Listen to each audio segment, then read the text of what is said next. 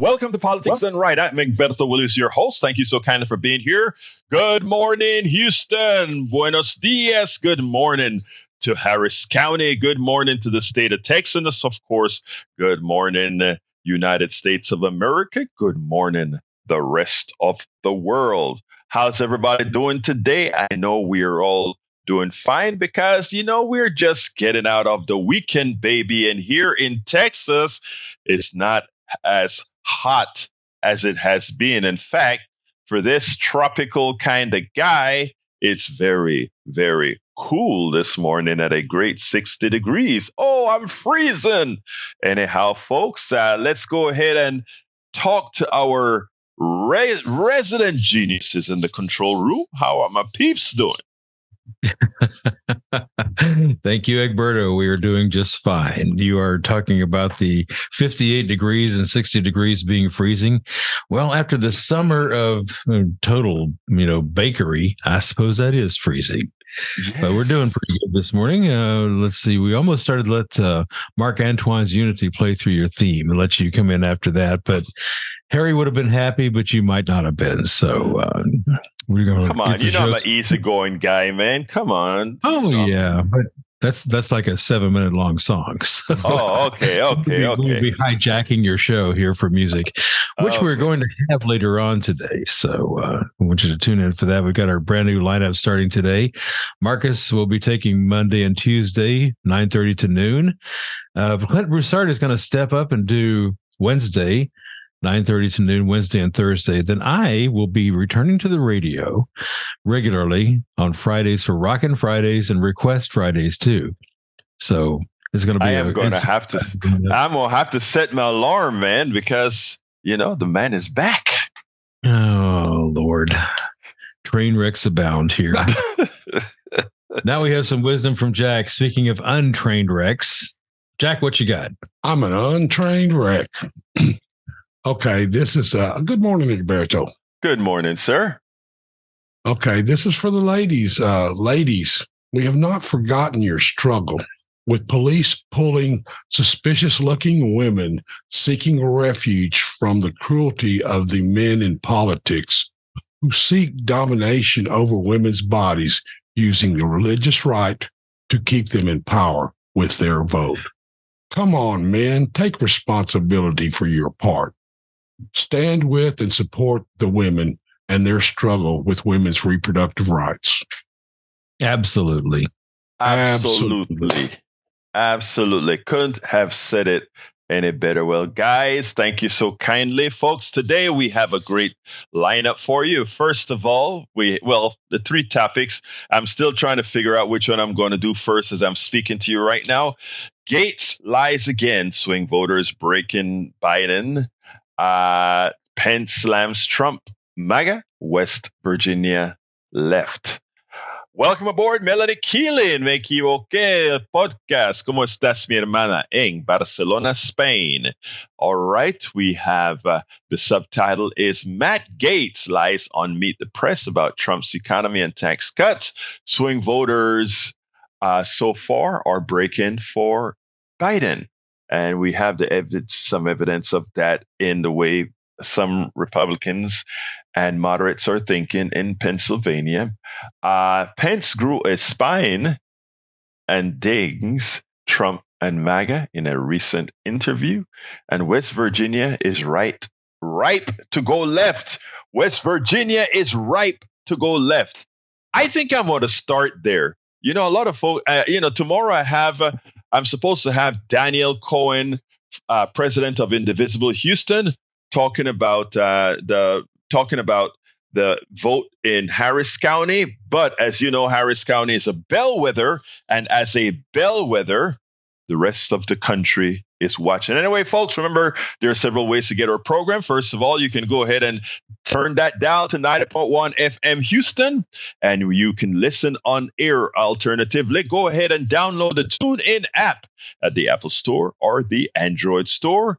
Alternatively, and look for KPFT, and you can find us there. in both our channels, the HD1 channel and the HD2 channel. Both of them are always active. You can also go to kpft.org, kpft.org, and click that listen button while you're there. Remember, this is a public radio station, a community radio station, and as such, we're always in need of your support. So go ahead and hit donate, and please donate in the name of Politics Done Right. Later on this week starts our fund drive, but we are going to continue to have programming here on Politics Done Right because I'm going to say my dear brothers and sisters who listen every morning are going to go ahead and make sure that I can raise that amount, that hourly amount of about $300 I got to raise every day. I'm pretty sure that while we're talking here, you guys are going to make sure to call in and keep that going. Likewise, you can watch us right now with my Rock Knox shirt on. Is it Rock Knox? Rock Shocks. Biking shirt on. You can go to facebook.com/KPFT Houston. We'll be right there. You can go to as well listen on YouTube by going to politicsdoneright.tv, politicsdoneright.tv. Of course, all the podcast clips, etc., can be gotten at politicsdoneright.com/podcast. So if I don't get to a particular subject, you can always find what we intended to talk about today by going to politicsdoneright.com/newsletter for the entire program and politicsdoneright.com/podcast to get the clips. Again, politicsdoneright.com/newsletter for everything we don't cover. Folks, this is a call-in show. Give us a call, 713-526-5738. Look, this is your show, and I really mean it is your show. In as much as I prepare the program, if you call in and want to talk about something else, that's what we do. And the reason why we do that, again, like I said, you can always get the show online, the clips that we intended to cover, etc., etc., etc. Anyway, let's go ahead and get busy. Don't forget, though, give us a call, 713-526-5738, 713-526-5738, extension number 2. Okay, the first subject I'm going to tackle is not the video. It's actually an article from Common Dreams. As you guys know, I love Common Dreams. It's one of those rags. It's not the standard news rag. It's a rag of good journalists really wanting to make a difference. And today's article actually is put out by Richard Escrow. And the reason I brought that article is because I want to contrast it with an article written by another somebody. I don't call him a friend, it's an acquaintance that I've met at certain conferences, and that is the one and only. Let me back up. I want to cover the one from, I think, Teacher. That's the contrasted to one of those articles. Anyway, let's go ahead and start with the Common Dream article. It says, could the left actually win back Trump country? Trump country being, they're talking about West Virginia. And the reason I use that is West Virginia would seem to be even more red than Texas. And we know, if you look at Congress, our legislature, we have supermajority of Republicans, a supermajority of MAGAs here in Texas. So you would think Texas is red. I have been talking about Texas not being red, this country not being red. I've been talking about this country being a progressive country to everybody who would listen. And my contention is that we have to get out. We have to start using the Howard Reynolds corollary. And what is the Howard Reynolds corollary? The Howard Reynolds, our master engineer out there in the studio, is vote. Vote, vote. You look at the voter participation in primaries that actually give us those who we are going to vote for in the final election, and you understand what is occurring with the country. And all those elitists in Washington have it wrong. They don't understand people. They don't understand their fellow brothers and sisters. You all know that my way of being, my belief is that, when we talk about love everybody, etc., it's not something to sound nice, right? It's about meeting people. And as you meet people, as you watch people, you realize all the theories that you have when you watch national TV or when you watch all these, it's wrong. Look, I live in a very conservative area in a blue county. And the interesting thing about the conservative, am I happy? Yeah. Would I have liked more folks to be liberal and progressive? Yeah. But here's the kicker.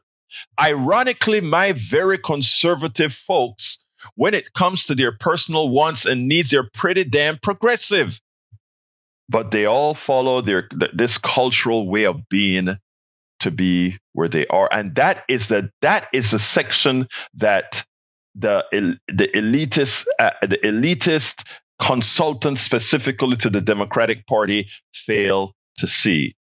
Are these people in general that we like to think have horns nice? Do you all remember the stories I talk about when I have great interaction with people here in the in my community, and when one woman realized that I was a very, very progressive, very left guy, when have great conversation, just fine, share the same kind of interests, etc. And then when I finally opened up and said, but I'm a left-wing progressive, real left probably left of Bernie Sanders, she looked at me straight in the eye and said, but you're so nice. But it wasn't me being nice, it's me being us, right? And that is what folks fail to see. It's easy to caricature people. So getting back to this article, could the left actually win back Trump country in West Virginia? The left never lost it. The left never lost it. The right never won it. So here we go. I spoke with Troy, executive producer of Zero Hour, in his capacity as member of the executive committee of the West Virginia Democratic Party. We discussed the party's recent adoption of an updated version of FDR's Economic Bill of Rights. And anybody who wants to understand what the middle class really wants and need, look up on my site, egbertowillies.com. I'm just telling you to look up because I have it all partitioned along with the video. Second Bill of Rights, Roosevelt. Okay, I have it with a video and some text around to kind of give it some context. Anyway, could it revive their political fortunes? Here's a clue from something I wrote several years ago and never published. This is from Richard Esco. It concerns McDowell County, West Virginia, the state's poorest county, which I researched as Bernie Sanders' speechwriter for a speech he gave there in 2016. Coastal journalists view rural people as an alien species. That is, when they think of them at all, when they cover them, they sound like amateur entomologists pondering the consciousness of bugs under glass, snake handling features prominently in their coverage, even though it's only practiced in a tiny handful of mostly informal churches. According to the media narrative, in 2016, the reptile-loving hillbillies of journalistic imagination embraced another cold-blooded creature, Donald Trump. A typical post-election photo essay on McDowell County was headlined, "This county gives a glimpse at the America that voted Trump into office." Step right up, city folks. See the strange creatures with whom you share a nation. It gets better, folks. It gets better. The county's voting results fed the media perennial appetite for exoticizing rural people. Oh, make rural people exotic. Those crazy people. Not true. By the way, my first instance in America was in a place called Brenham, Texas. And I don't mean the Brenham, Texas of today.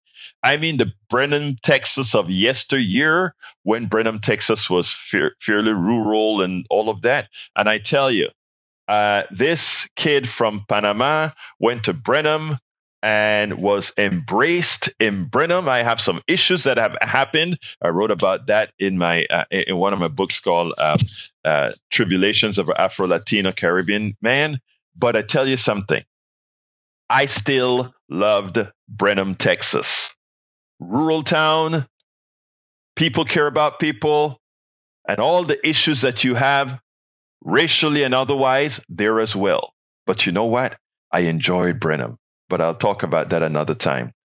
The county's voting results fed the media's perennial appetite for exoticizing rural people, making them exotic.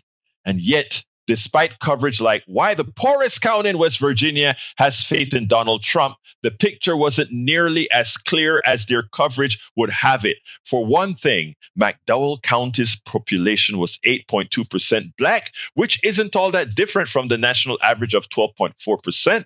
Actually, I don't know if I agree with him. 8% versus 12% is huge. That's a 30% swing. Okay, come on now. But that's what he wrote.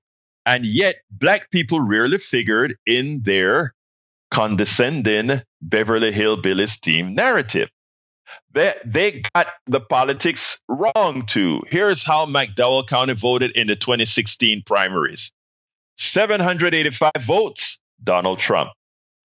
Hillary Clinton, 817 votes. Bernie Sanders, 1,488 votes. In other words, Bernie Sanders likely got almost the same amount of votes as Clinton and Trump combined.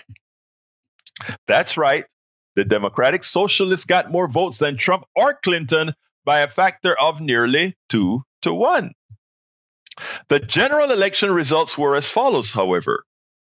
Hillary Clinton, 1,438 votes, less than Sanders received in the primary. Donald Trump got 4,629 votes. And the amount of people who declined to participate was 11,433. So the amount of people that didn't participate was almost twice as much as the combined vote of Hillary and Donald Trump. That's the magic. That is saying neither one of them spoke to most people. So calling that 25% of the people voted for Donald Trump and that made it MAGA country is futile.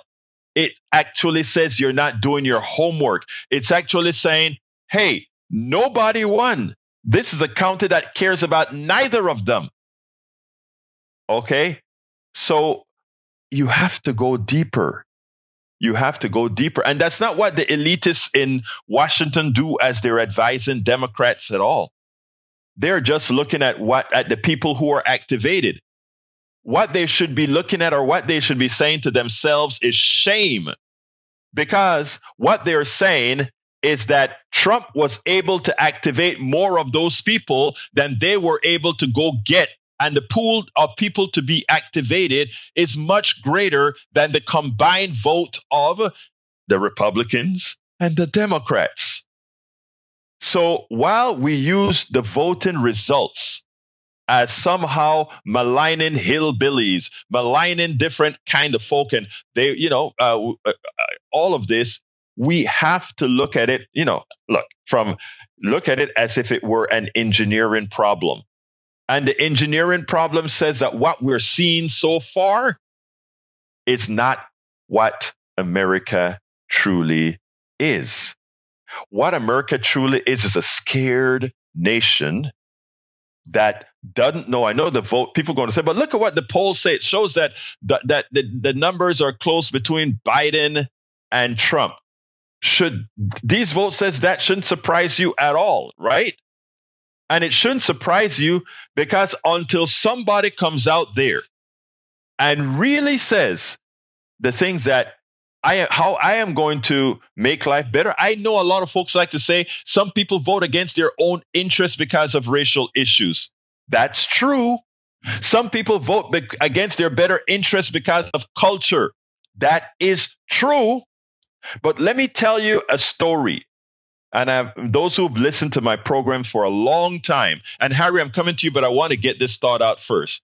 Those who have listened to my program for a long time, remember me telling this story, which I also wrote in As I See It, Class Warfare, the Only Resort to Right-Wing Doom. It's a story about the Obama election in 2016.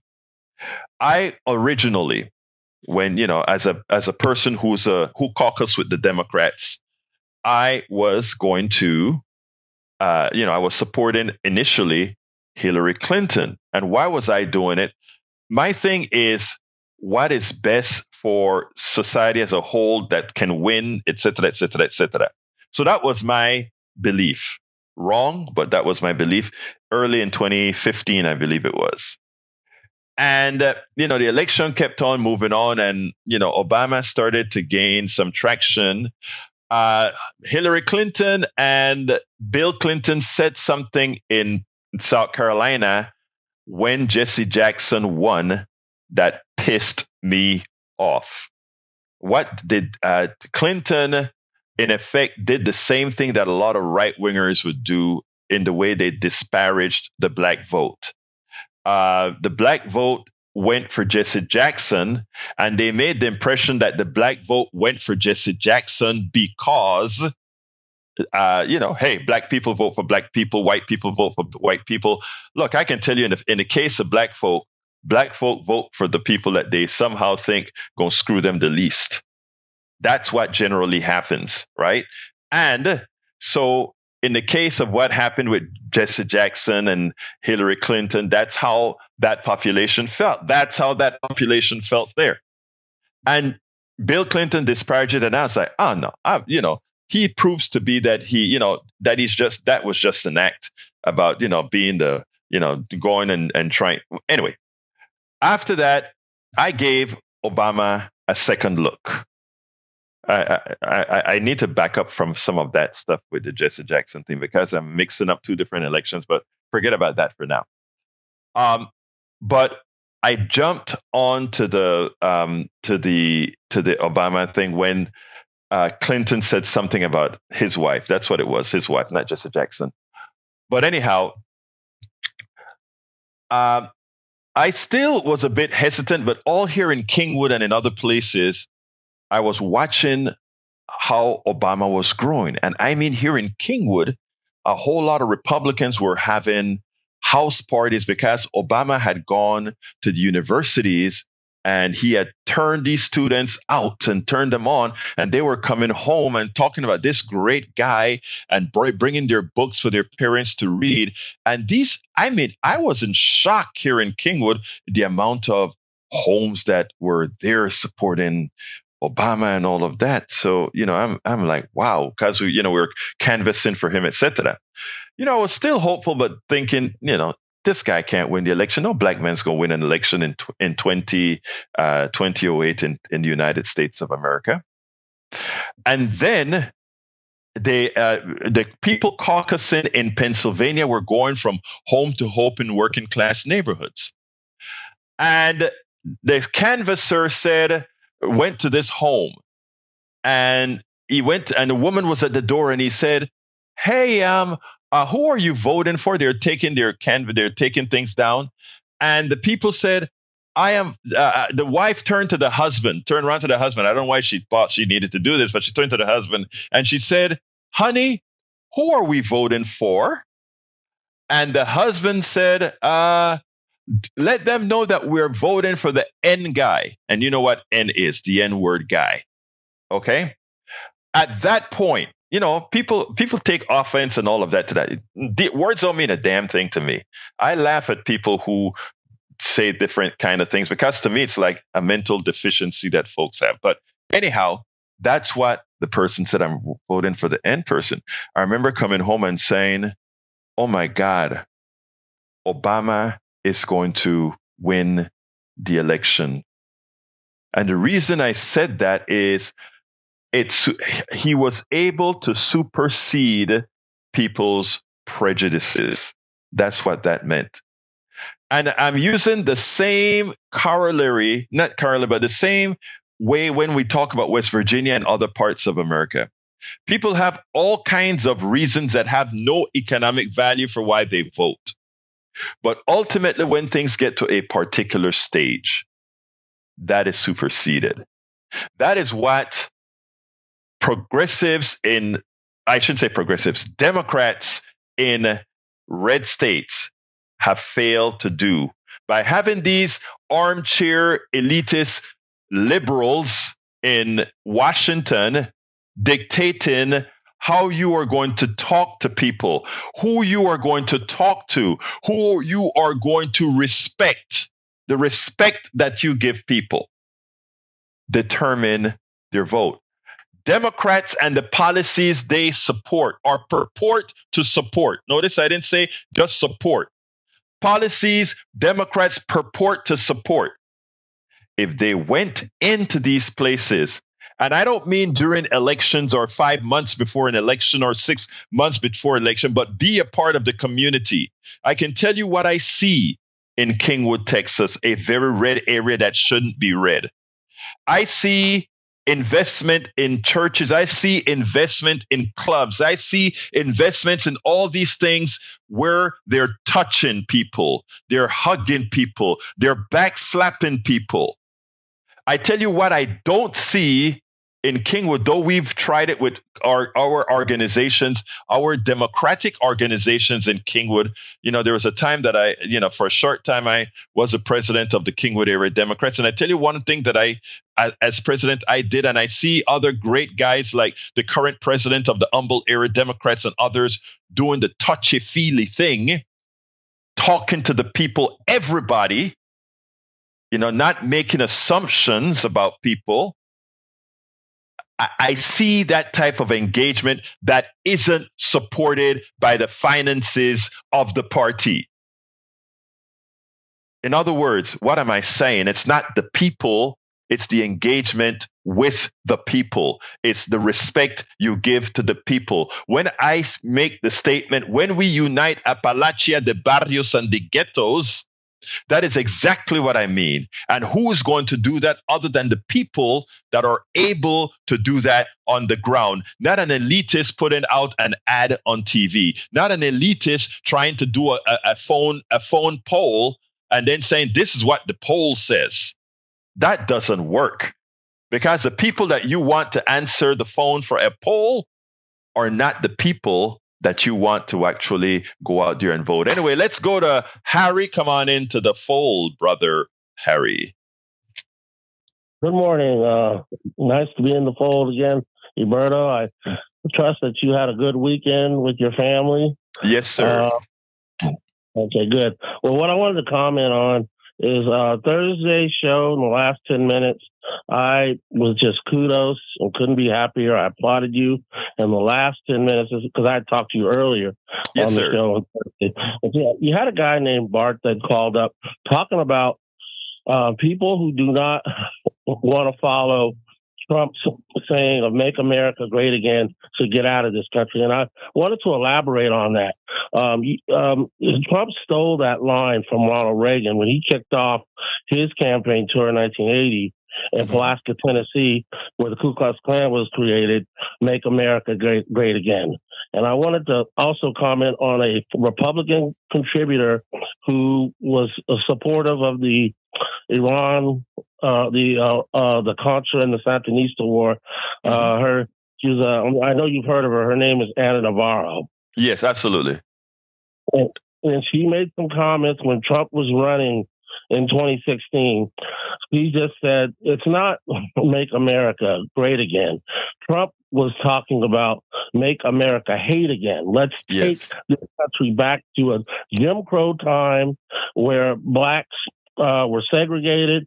Native people were also involved being segregated, and other people of color are being segregated, and white people control and run everything, and we live in a segregated society. He was talking to white supremacy people, and I'm glad you set him straight when you said that these people of color, when they say that, when was America ever great for them? You look at the slavery, you look of the African, you look at the slaughtering of the native people, and you look at how the Chinese were mistreated when they came here to work on the railroad, and they had to deal with all these stereotypes and characters. And you were saying how, telling Bart that, look, America was never great for those people. Those people just want to be on the same level playing field as white people. That's why they fought so hard for all to get equal rights. And white people in the today have, with the Supreme Court and all the way it is, have just tried to take the progress that colored people have made in this country away. So you were saying America was never great for these people. So I applaud you on that you did that. And I remember you did a show in when you used to have your show at 12 noon. You did a show one day with Professor Richard Wolff. And Yes. Richard Wolff was talking about capitalism. He was talking about after World War II how the United States became the dominant currency, and we had 75 years of being the leader in the world, and everybody shared in that prosperity. And I remember I was listening to that day, and I remember you saying to Professor Wolff, no, and you said not everybody. You were talking about the racism and the racial disparities that go on. So kudos to you, Alberto. I'm glad you set Bart right. And he also said some things on Friday when he was talking about crime and how there's so much crime going on in Houston.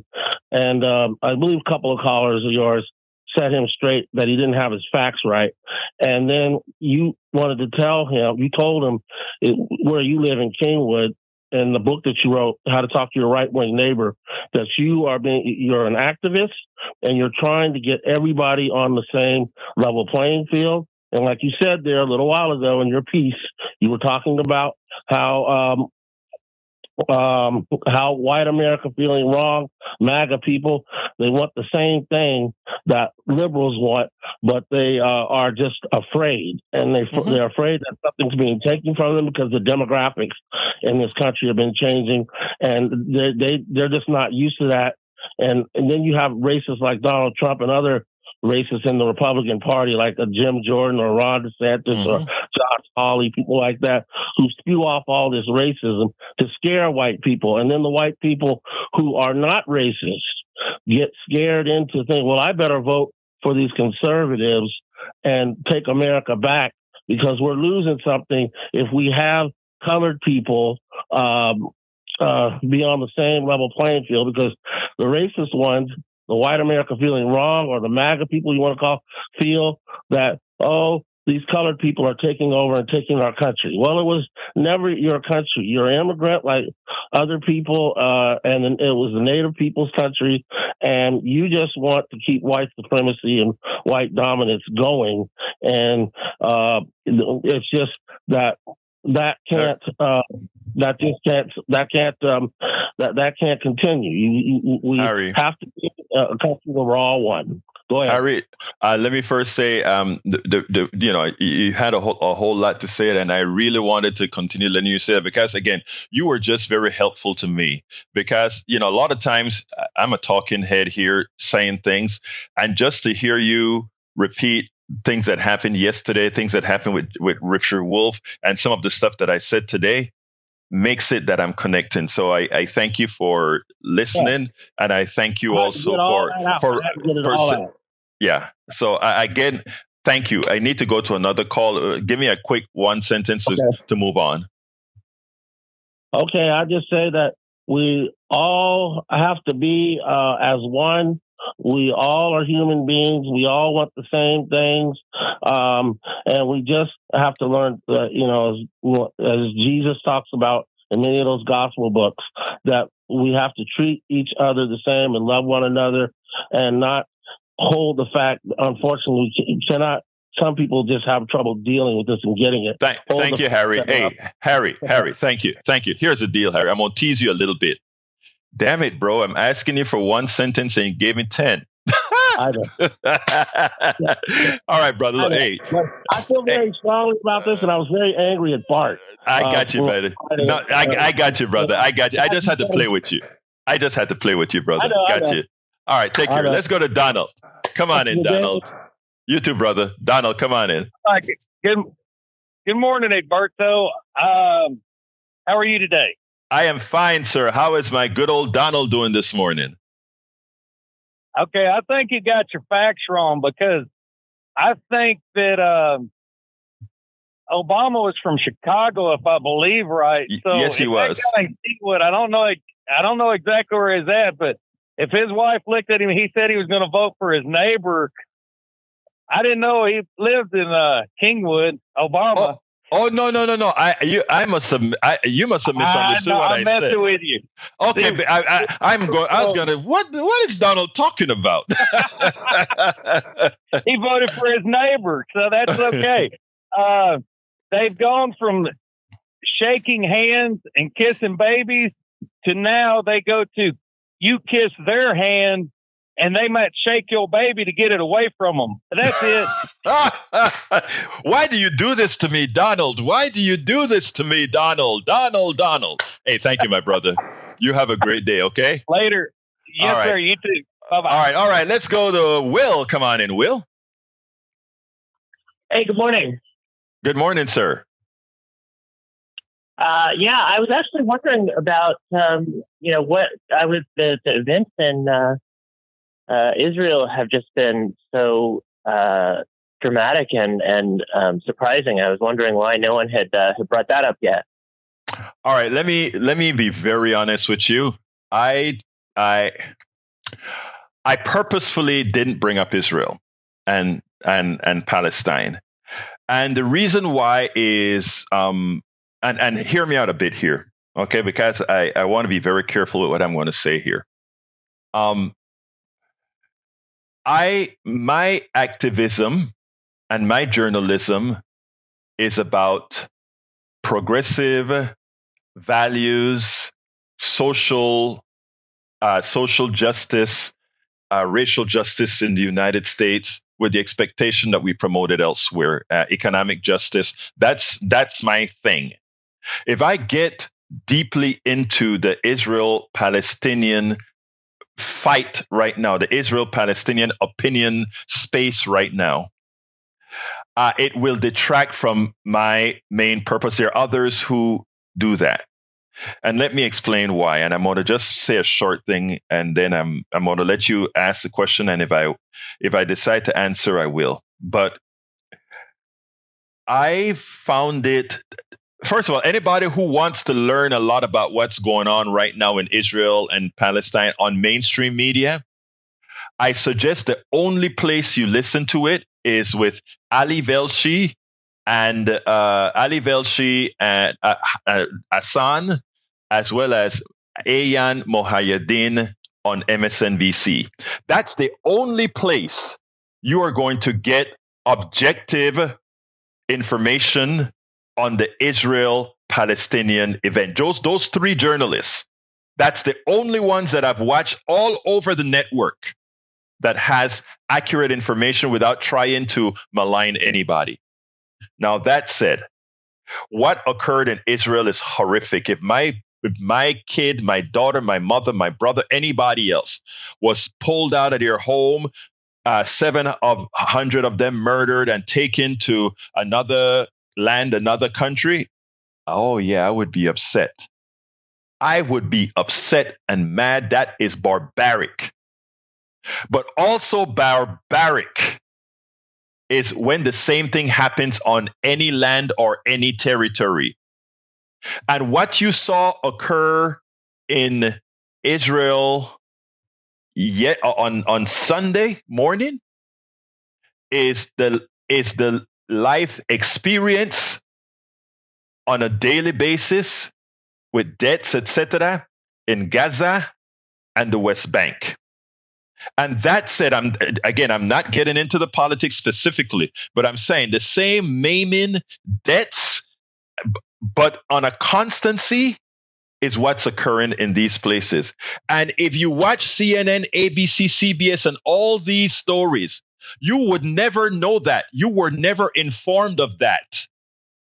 You were never informed of that. All you know of the Palestinian-Israeli issue right now, and we're not getting into the politics about it, is that there are a hell of a lot of dead of our Israeli brothers and sisters at the behest of a terrorist organization called Hamas. That's all you know. But you don't know anything much else going on. That is all I'm willing to really say about the issue, Brother Will. Talk to me. Yeah, I mean, my thoughts are basically just the double standard where you have so many people talking about how we need to be sending billions of dollars of weapons to Ukraine to resist occupation from Russia. In the meantime, we're actually sending money to Israel on a scale that really no other country can match. They're the actual colonial oppressors. And I think that your framing is for the most part correct. I would also add that, under international law, violent resistance is actually legal against the occupation. And, frankly, there have been nonviolent protests on a massive scale. And the protesters were just picked off by Israeli snipers and murdered. So, as John F. Kennedy said, when you make nonviolent revolution impossible, you make violent revolution inevitable. And I think that's part of what we're seeing right now. Again, I'm not going to argue that you're correct, because you know where my heart is. It's just that that isn't my particular area to activate for, if you will. But I leave that to you, and you got your platform to put out a reality. So, like I said, this is y'all's show, and I appreciate I appreciate you bringing some reality to the program. Anything else you want to add, Will? Oh yeah, just thanks for having me on. I really appreciate the chance to talk, and I certainly understand everyone has their own area of focus. But yeah, thanks again. All right, my brother, you have a great day now. Okay, let's go ahead and bring the other caller in. I think it's going to be Shar something, but come on in. How are you doing? Good. I'm hoarse, but pretty good. Who am I speaking to? Thanks for my call. Thanks for taking my call. I have a displeasure about one thing. Yes, ma'am. First of all, I didn't get your name. Give me your name. Oh, I'm short. Miss Gray. Miss Gray. Okay. Hello, Miss Gray. Okay. Yeah. Yes. Good morning to everybody. I hope you're feeling good. Listen, I have an issue with a young man who, and I guess he's not the only one, but they wait until the very last minute to send information about voting. I've had a lot of things going on this year, a lot of things, adversity, errors pointed at me and all that. And I, distracted from some things, especially politics, trying to take care of my health. I received mail on Saturday regarding, guess what? Early vote. If I don't vote early this year, this will be the first time this has ever happened to me. That was supposed to be my reminder for early vote. When you have to do something by the 10th of the month. Oh, I got you. In other words, you have to do it by the 10th, and you're just receiving it yesterday. Right. Why you wait until the very last minute to begin doing things? That is ridiculous. Yeah, it is. It's mindless. You would expect better of those people, because I think they should know better. It doesn't give a person time to do anything, nothing. And so, like I said, I might not even be able to vote because of that. Well, actually, the deadline for voting, I believe, is either today or tomorrow to register to vote. I think it's either today or tomorrow. And those mailers should have gone out a long time ago. But that's why I say it's a mindless for you to drop this off in the mail and have me get it on the Saturday before this is supposed to occur. Right. I'm with you. Number one, I happen to be one of those people who cannot move around unless someone takes me someplace. I don't drive anymore because of my vision. Right. And I have other issues going along too. The good Social Security people have been denying me care for a good 4 years now, and I've been battling that on my own, so it's a difficult thing. And I'm sure there are other people who have things going on in their life too that don't make such things easily accessible. Right. Let me ask you something, ma'am, about your voting situation. Let me ask you, are you registered to vote or not? I've always been registered to vote and have always voted. But Okay, they're messing with your ability to do so. You don't want to be dealt with in such a manner. No. Here's what I'm asking. Are you talking about you're not talking about the ballot that you received, right? I've been voting by mail for years. Okay. Okay. The ballot by mail. The ballot by mail is not what's due on the 10th. Okay, it's registration to vote that's due, I think, on the 10th. So there's a difference. The ballot by mail is not due on the 10th. Okay, so if you have a ballot by mail, that's not the deadline for the ballot by mail. It's the registering to vote that is the deadline for the 10th. Well, I've been registered to vote. So if you're already registered to vote, then you are still going to be able to vote. And if for some reason, and let me just say this, so make sure you read the paperwork correctly, because the 10th is for registration.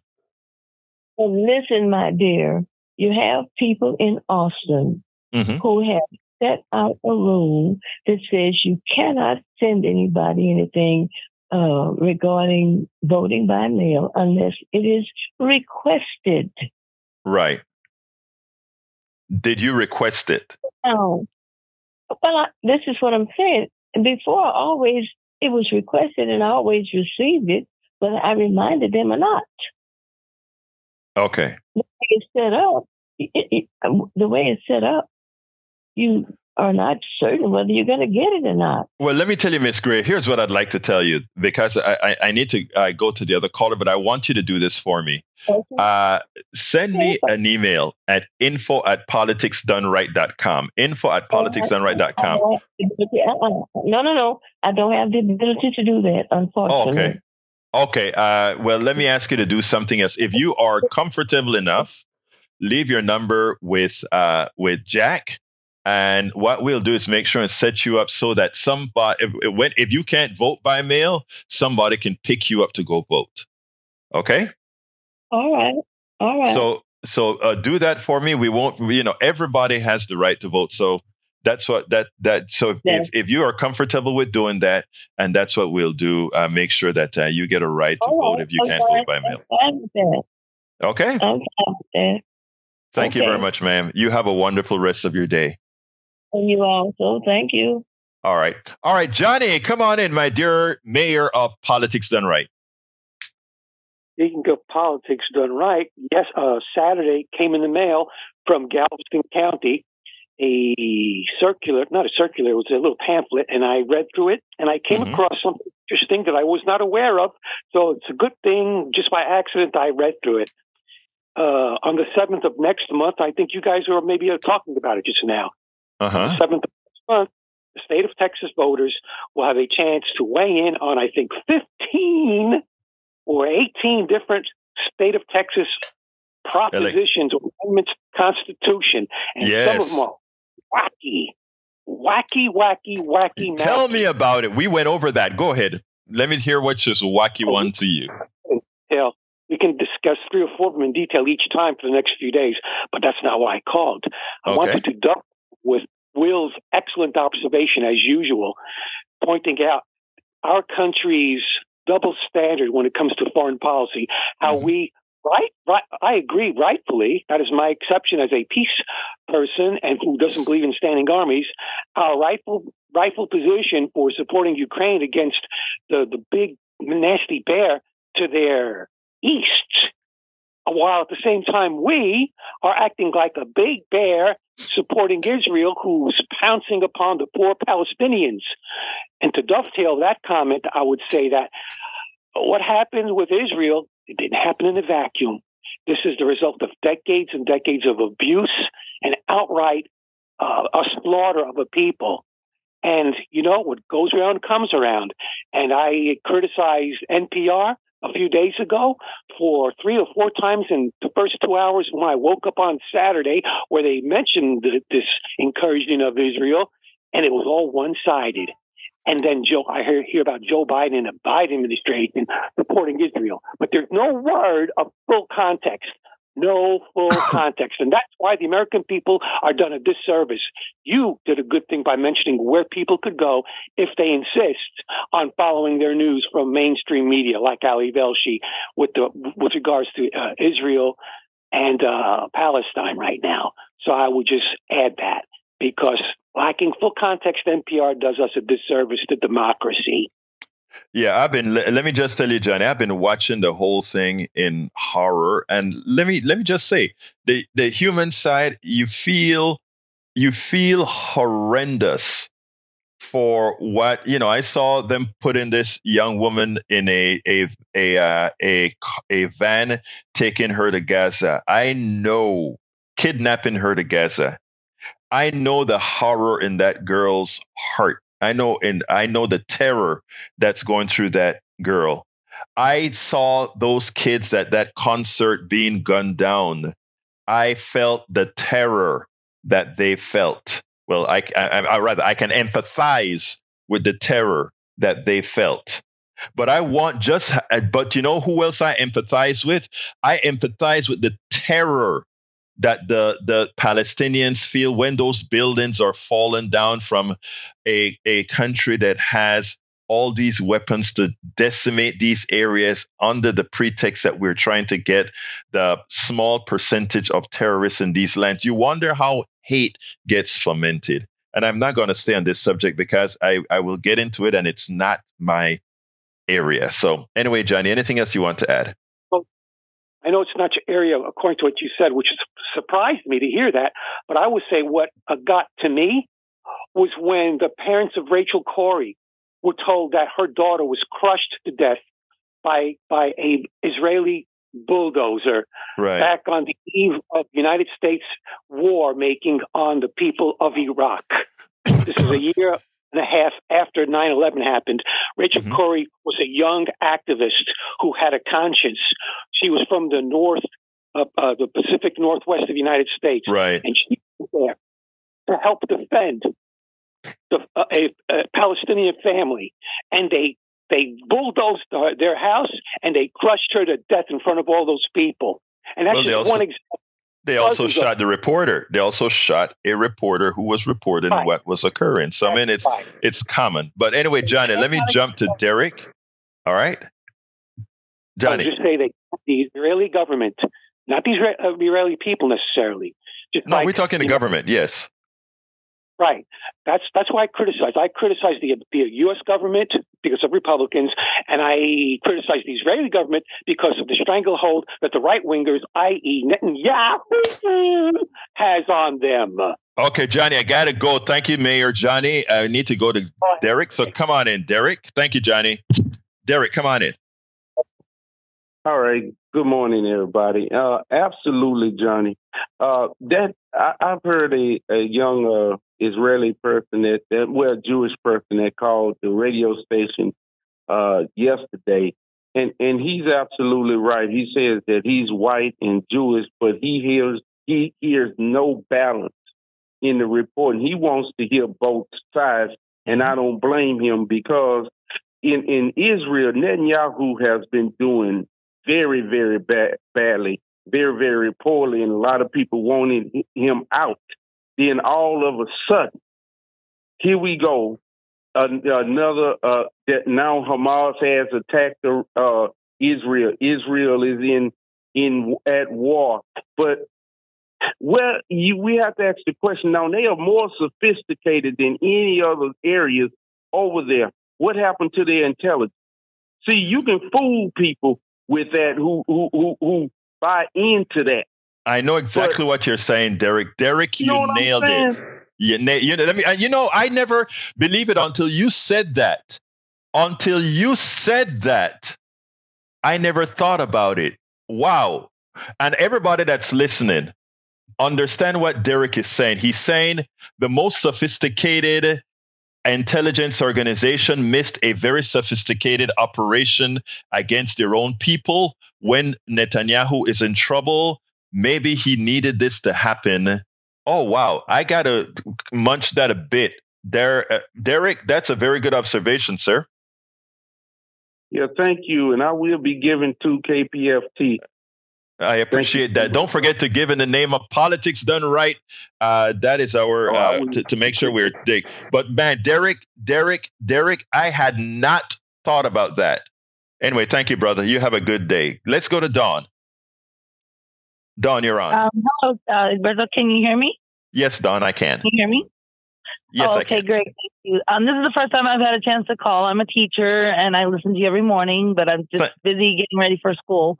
But I know this topic came up. I just wanted to add a little bit to it about the recent conflict. I'm a Muslim person, a member of the Houston area, and I just wanted to encourage everyone to find, like you said, alternate sources of information, because there are always two sides to an issue. And, we have many friends who are Palestinian, and the stories they tell us of their lives and their families' lives are so hard. And I just think that we as Americans need to, I guess, branch out and try to learn more about other places. I've been there, and as well as just, like I said, have friends that are from that area. And so I think that, what your previous caller said are true. And I think that I appreciate that you said there are certain sources of information that are better than others. Commentaries. So that's all I'm saying is I just hope that everyone can find out all the information they can. Maybe those sources are not always the best. We're not always told the full story. Thank you so much. Thank you so kindly for your call, Dawn, and absolutely so. And we'll continue to do that. And please, Dawn, you do that as well. Let people know their alternate sources, including right here at KPFT. Thank you so kindly for calling. I do. Thank you so much. Have a wonderful day. All right, folks, I'm going to throw it right back to the studio. But before I throw it to the studio, remember, you can go to politicsdoneright.com/newsletter for all the subjects that were to cover today that we didn't. Hey, Howard. Oh, Lord, I'm just sitting here asleep with not giving you time cues. I'm sorry about that. Come on, man. I love you, brother. Come on. Yeah, I was listening into your show, and another fine show for the books. And we appreciate you, and Will, too. Will, good to hear your voice. Nothing here to add, but I think Jack has some wisdom for us. Brother Jack. On the subject of Israel, they've operated a really ruthless, cruel government since its inception, and I'm not down with it. All right, folks, that was Howard. That was Jack. I want to thank Howard and Jack for the great work in the studio. And folks, I thank you so kindly for your ears. Thank you so kindly for calling in. My name is Egberto Willies. This is Politics Done Right. And you guys know how I end this baby. I am what? Out. We spend a lot of time deconstructing the news, trying to parse it into a form that everybody can understand. We try to find those little nitpicks where it flies above the fray, etc.